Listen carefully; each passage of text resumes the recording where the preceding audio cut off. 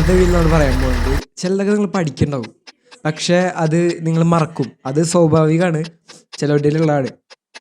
ചിലവരിലല്ല, എല്ലാവരിലും, ഓൾമോസ്റ്റ് എല്ലാവരിലും ഈ ഒരു ഇഷ്യൂ കാണപ്പെടുന്നതാണ്.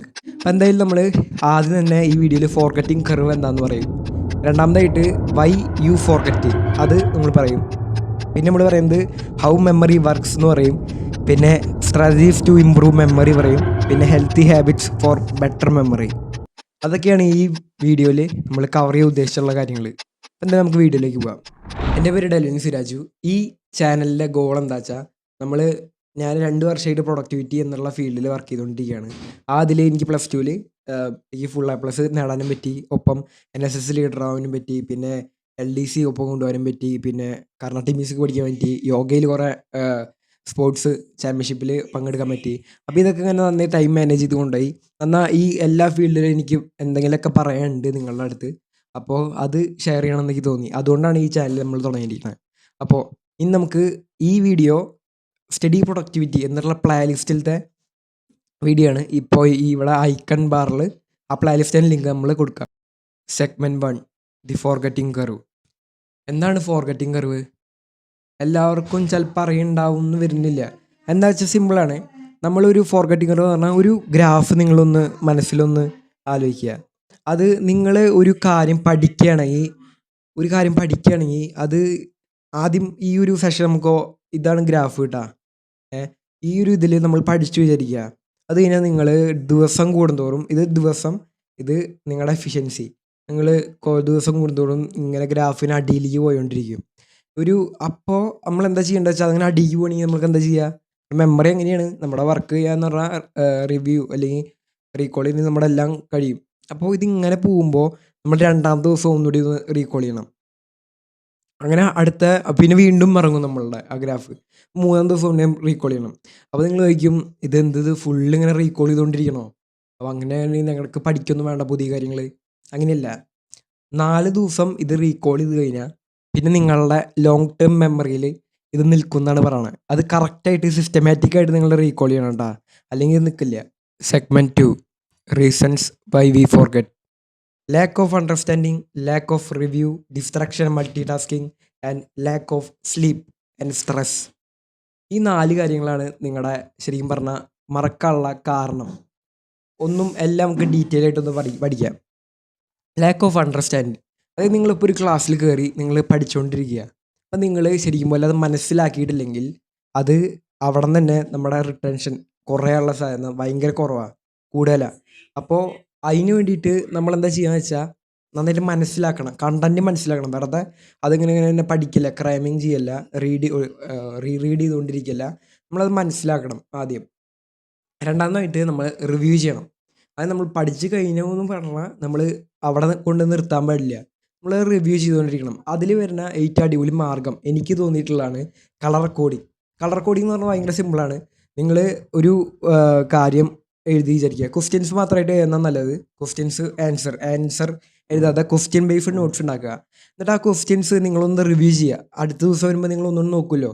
അപ്പോൾ അതിൽ നിങ്ങൾക്ക് പെട്ടെന്ന് റീകോൾ ചെയ്യാൻ പറ്റുന്ന കാര്യങ്ങളൊക്കെ പച്ച കളർ കൊണ്ട് ഇങ്ങനെ മാർക്ക് ചെയ്യുക. ഇതിനെ ട്രാഫിക് കളർ മെത്തേഡ് എന്ന് പറയുക. പച്ച കളർ കൊണ്ട് മാർക്ക് ചെയ്യുക. നിങ്ങൾക്ക് ചെറുതായിട്ട് കിട്ടും, ചെറുതായിട്ട് കിട്ടണില്ല, അങ്ങനത്തെ തന്നെ ഓറഞ്ച് കളർ കൊണ്ട് മാർക്ക് ചെയ്യുക. ഒട്ടും കിട്ടണില്ല എന്നുള്ളതിനെ റെഡ് കൊണ്ട് മാർക്ക് ചെയ്യുക. അടുത്ത ദിവസം വരുമ്പോൾ നമ്മൾ ആദ്യം കോൺസെൻട്രേറ്റ് ചെയ്തത് ആ റെഡ് കൊണ്ട് മാർക്ക് ചെയ്ത കാര്യങ്ങളാണ്. അതിൻ്റെ അടുത്ത ദിവസം വരുമ്പോൾ ആ ഓറഞ്ചും റെഡും അങ്ങനെ പോയിക്കൊണ്ടിരിക്കും. അങ്ങനെ 4 ദിവസം കഴിഞ്ഞാൽ നിങ്ങളത് പെർഫെക്റ്റ് ആയി ഉണ്ടാവും ആ ഭാഗം. Distraction, multi tasking. ഇതിൽ പറയാനുള്ള വേറൊന്നുമല്ല, നമ്മുടെ ബ്രൂസ്ലി പറഞ്ഞത് എന്താ വെച്ചാൽ ഒരടവ് 1000 മട്ടം പഠിച്ചവനാണ് 1000 അടവ് പഠിക്കാനായിട്ടും അടിപൊളിയെന്ന്. അതാണ് പവർ. അതായത് ഒരു കാര്യം തന്നെ നമ്മൾ കോൺസെൻട്രേറ്റ് ചെയ്യാം. വേറൊരു എക്സാമ്പിളോട് പറയാം.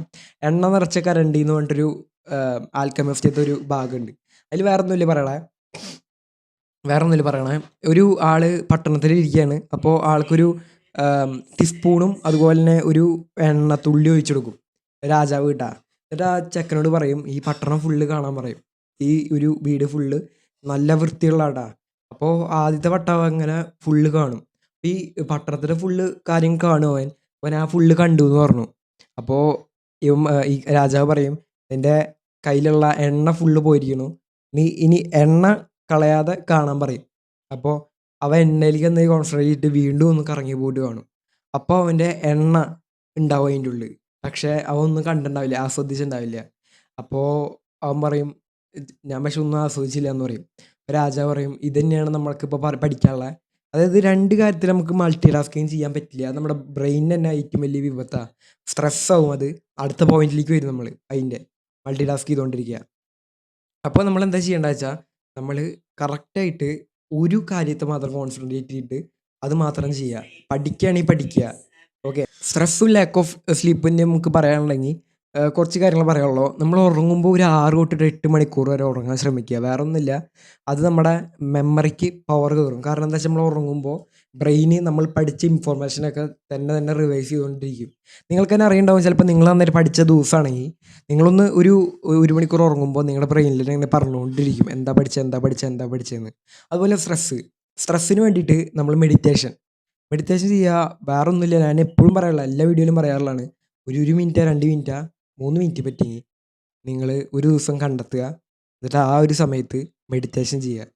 Segment 3, how memory works. 3 കാര്യങ്ങൾ: എൻകോഡിങ്, സ്റ്റോറേജ്, റിട്രീവൽ. ഇതാണ് നമ്മുടെ മെമ്മറി എങ്ങനെ വർക്ക് ചെയ്യണമെന്ന്. നമുക്ക് എല്ലാ എൻകോഡിങ്ങും അതുപോലെ തന്നെ സ്റ്റോറേജ് അതുപോലെ റിട്രീവലും ഒന്ന് കറക്റ്റായിട്ടൊന്ന് പരിശോധിച്ച് നോക്കാം. അപ്പോൾ അതിൽ നമുക്ക് ആദ്യം തന്നെ എൻകോഡിങ് വരണം. എൻകോഡിങ് എന്ന് പറഞ്ഞാൽ, നിങ്ങൾ ഒരു ക്ലാസ്സിൽ നിന്ന് ഒരു കുട്ടി ഒരു ടീച്ചറിങ്ങനെ എടുത്തുകൊണ്ടിരിക്കുമ്പോൾ ഒരു ന്യൂ ഇൻഫർമേഷൻ തലയിലേക്ക് കയറ്റുക, ബ്രെയിനിലേക്ക്. അതാണ് ഒന്നാമത്തെ ഭാഗം. അവിടെ ഏറ്റവും ക്രൂഷ്യൽ സ്റ്റേജാണ്. അവിടെ അറ്റൻഷൻ ഇല്ലെങ്കിൽ ഫുള്ള് തീരും. അതായത് അതിൻ്റെ അടിഭാഗം ശരിക്കും പോലെ പണിതില്ലെങ്കിൽ നമ്മുടെ മുകൾ ഭാഗം ഫുള്ള് തീരും. അത് പറയുന്നത് പോലെ തന്നെ നമ്മുടെ അടിഭാഗം കറക്റ്റായിട്ട് പണിയണം. ഇതിൽ കറക്റ്റായിട്ട് എൻകോഡ് ചെയ്യണം നമ്മൾ ഇൻഫർമേഷൻ. രണ്ടാമത് വരുന്നത് സ്റ്റോറേജ് എന്ന് പറഞ്ഞാൽ മെയിൻറ്റെയിൻ ദ ഇൻഫർമേഷൻ എന്നാണ് അതിൻ്റെ അർത്ഥം. അതായത് നമ്മുടെ ബ്രെയിൻ ഇങ്ങനെ ഇൻഫർമേഷൻ മെയിൻറ്റെയിൻ ചെയ്തുകൊണ്ടിരിക്കും. അവിടെ വരുന്നതാണ് റിപ്പീറ്റേഷനും റിട്രീവലും. നമ്മൾ ഇവിടെ വരുന്നതാണ്. ഓക്കെ. അപ്പോൾ നമ്മൾ എന്ത് ചെയ്തു? എൻകോഡിങ് ചെയ്തു, സ്റ്റോറേജ് ചെയ്തു. അടുത്തിട്ട് വരുന്നത് റിട്രീവലാണ്. അപ്പോൾ എൻകോഡിങ്, സ്റ്റോറേജ്, റിട്രീവലിൻ്റെ സമയത്ത് നിങ്ങൾ എന്ത് ചെയ്യേണ്ടത്? സിമ്പിളാണ്. നിങ്ങൾ ഏതെങ്കിലും ഒരു ടെസ്റ്റ് വരണമെങ്കിൽ ആ ടെസ്റ്റ് നിങ്ങൾ പങ്കെടുക്കുക. അല്ലെങ്കിൽ നിങ്ങളിപ്പോൾ കോമ്പറ്റേറ്റീവ് എക്സാമിനാണ് പങ്കെടുക്കണമെങ്കിൽ മോക്ക് ടെസ്റ്റ് എഴുതുക. അപ്പോൾ നിങ്ങളത് റിട്രീവൽ ചെയ്യുകയാണ്. നിങ്ങളുടെ ബ്രെയിനിലെ ആ ന്യൂറോൺസ് കറക്റ്റായിട്ട് കണക്ഷൻ ഫേംനെസ് വരുത്താണ്. Segment 4, strategies to improve memory. ഈ ഒരു കാര്യം നമ്മൾ മുന്നത്തൊരു വീഡിയോയിൽ പറഞ്ഞിട്ടുണ്ട്, ഹൗ യു സ്റ്റഡി എന്ന് പറഞ്ഞിട്ടൊരു വീഡിയോ. അപ്പോൾ അത് നിങ്ങൾ കണ്ടിട്ടില്ലെങ്കിൽ അവിടെ ഒന്ന് ഐക്കണിൽ കൊടുക്കാം. അപ്പോൾ അത് നിങ്ങളൊന്ന് കാണുക. അതിൽ ഈ പറയുന്ന കാര്യങ്ങളൊക്കെ ഒന്ന് വിശദമായിട്ട് പറഞ്ഞിട്ടുണ്ട്. എന്നാലും നമുക്കൊന്നുകൂടി പറഞ്ഞുതരാം. ഒന്ന് ക്വിക്ക് റിവ്യൂ ചെയ്തിട്ട് പോകാം. ഒന്ന് ആക്റ്റീവ് റീകോളിങ് ഇടയ്ക്കിടയ്ക്ക് പറയാനുള്ള പോലെ തന്നെ, നമ്മളൊരു കാര്യം പഠിക്കുകയാണെങ്കിൽ അത് ബുക്ക് അടച്ചിട്ട് നമ്മളൊന്ന് പറഞ്ഞു നോക്കുക, അത്രേ ഉള്ളൂ. അത് നമ്മൾ സയൻറ്റിഫിക്കായിട്ട് വിളിക്കുന്ന പേരാണ് ആക്റ്റീവ് റീകോളിങ്. 2, സ്പേസ്ഡ് റിപ്പീറ്റേഷൻ ഇല്ലാത്ത ആക്റ്റീവ് റീകോളിങ് ഒക്കെ നില്ലാണ്. അപ്പോൾ സ്പേസ്ഡ് റിപ്പീറ്റേഷൻ എന്താ? നമ്മൾ ഒരു കാര്യം പഠിച്ചു കഴിഞ്ഞാൽ ആ പഠിച്ച കാര്യം നമ്മൾ ചെറിയ ഇൻ്റർവെല്ലിൽ കൂടുന്തോറും പഠിക്കുക. അതായത് ഞാനിപ്പോൾ ഒരു എക്സാമ്പിൾ, ഞാൻ ബുക്ക് അടച്ചിട്ട് അത് പഠിച്ചു. അത് കഴിഞ്ഞിട്ട് ഒരു 30 സെക്കൻഡ് പറഞ്ഞാൽ അടുത്തടുത്ത് പഠിച്ചിട്ട് വീണ്ടും അടയ്ക്കുക. എന്നിട്ട് ആദ്യത്തെ എന്താണെന്ന് ഒന്ന് പറഞ്ഞു നോക്കുക. അപ്പോൾ ചെറിയൊരു ഇൻ്റർവെല്ല് കിട്ടി. എന്നാൽ രണ്ടാമത് പഠിക്കുകയും ചെയ്തു. എന്നിട്ട് വീണ്ടും രണ്ടാമത് പഠിച്ചു കഴിഞ്ഞാൽ അതും അടയ്ക്കുക. എന്നിട്ട് രണ്ടും കൂടി പറഞ്ഞു നോക്കുക. എന്നിട്ട് മൂന്നാമത്തെ തുറക്കുക, മൂന്നാമത്തെ പഠിക്കുക, എന്നിട്ട് അതൊക്കെ പഠിക്കുക. അങ്ങനെ പറഞ്ഞുകൊണ്ടിരിക്കുക. അതാണ് സ്പേസ്ഡ് റിപ്പീറ്റേഷൻ. പിന്നെ പറയാനുള്ളത് ടീച്ചിങ് എ ഫ്രണ്ട്. ഒരു ഫ്രണ്ടിനെ നമ്മൾ ടീച്ച് ചെയ്യുക. അതായത് ഇതിൽ മെയിനായിട്ട് സയൻറ്റിഫിക്കായിട്ട് പറയുന്നത് എന്താ വെച്ചാൽ, നമ്മളൊരു 5 ഇയർ കുട്ടിക്ക് പഠിപ്പിച്ചെടുക്കുക. അതുപോലെ നമ്മൾ പറഞ്ഞു കൊടുക്കുക ആർക്കെങ്കിലും. ഇപ്പോൾ അതർവൈസ് ആരെങ്കിലും ഇല്ലെങ്കിൽ, ഇപ്പോൾ വേറെ ഒരാളായിട്ട് നമ്മൾ സങ്കല്പിച്ചിട്ട് അവർക്ക്, അല്ലെങ്കിൽ കണ്ണാടിയിൽ നോക്കിയിട്ട് നമ്മൾ തന്നെ പറഞ്ഞു കൊടുക്കുക. അപ്പോൾ അതെന്ന് പറഞ്ഞാൽ നമ്മൾക്ക് പെർഫെക്റ്റായിട്ട് നമ്മൾ പഠിച്ച കാര്യങ്ങൾ പെർഫെക്റ്റ് ആണെന്ന് നമുക്ക് തന്നെ ഒന്ന് തോന്നും. ഇത് ഞങ്ങളുടെ കമ്പൈൻഡ് സ്റ്റഡിക്ക് ഞങ്ങൾ യൂസ് ചെയ്യുന്നതായിരുന്നു. ട്രിയോസ് ഞങ്ങൾ 3 പേരും കൂടിയിട്ട്. Segment 5, healthy habits four better memory. ഞങ്ങളുടെ സ്കൂളിൽ ഒരു ദിവസം ഒരു ബിനോജി സാർ എന്ന് പറഞ്ഞിട്ടൊരു സാറ് വന്നിട്ടുണ്ടായിരുന്നു. ആ സാറ് വന്നിട്ട് പറഞ്ഞു, നിങ്ങൾക്കിപ്പോൾ ഞാനൊരു 3 മെമ്മറി റീഗെയിൻ കാര്യങ്ങൾ പറഞ്ഞുതരാം, ട്രിക്ക് പറഞ്ഞുതരാം. അപ്പോൾ എന്തായാലും ഞാൻ ഈ വീഡിയോയിൽ നിങ്ങൾക്ക് പറയാൻ ഉദ്ദേശിക്കുകയാണ്. ഇപ്പോൾ ഒരു എക്സാമ്പിൾ പറയുകയാണെങ്കിൽ, നിങ്ങൾ ഒരു കയ്യിൽ 3 പിടിക്കുക, മറ്റേ കയ്യിൽ 2 പിടിക്കുക. അതിനെ തന്നെ ഇൻ്റർചേഞ്ച് ചെയ്യുക. ഒരു എക്സാമ്പിൾ ഇപ്പോൾ കാണിച്ചു തരാം.